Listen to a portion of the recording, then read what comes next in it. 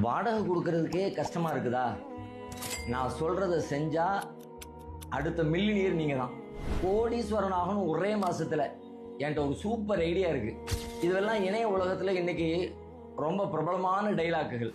ஆனா இதே பிரச்சனைக்கு இறைவன் ஒரு தீர்வு சொல்றான். ஒமன் குதிர அலைஹி ரிசுகுஹு ஃபல்யுன்ஃபிக் மிம்மா ஆத்தாஹுல்லாஹ். யாருக்கு செல்வம் அளவாக கொடுக்கப்பட்டிருக்கிறதோ அல்லாஹ் வழங்கியதிலிருந்து அவர் செலவு செய்யட்டும் என்கிறார். என்ன அதிர்ச்சியா இருக்கா? சம்பாதிக்கிறதுக்கு வழி கேட்டா செலவு பண்றதுக்கு ரூட்டை சொல்றேனேன்னு. உண்மைதான்.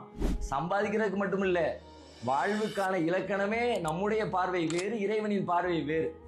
ஃபிரௌனுடைய கொடுமையிலிருந்து மூசா நபியை காப்பாற்றணும். என்ன பண்றது? தண்ணீர் ஒதுக்கி விட்டுருன்னா அல்லாஹ், அவங்க அம்மாவும் நம்புனாங்க, செஞ்சாங்க, சொன்னபடி அல்லாஹ் காப்பாற்றவும் செஞ்சான். எவ்வளவு நேர் எதிர்மறையான விஷயம்னு யோசிச்சு பாருங்க. அதுபோலத்தான் உங்களுடைய செல்வம் பெருகணும்னா 2+1 3ங்கிற மனுஷ கணக்க ஓரம் கட்டி வச்சுட்டு அல்லாஹ் சொல்ற மாதிரி இருக்கிறதுல கொஞ்சத்தை கொடுங்க, பல்கி பெருக வைப்பான் இறைவன்.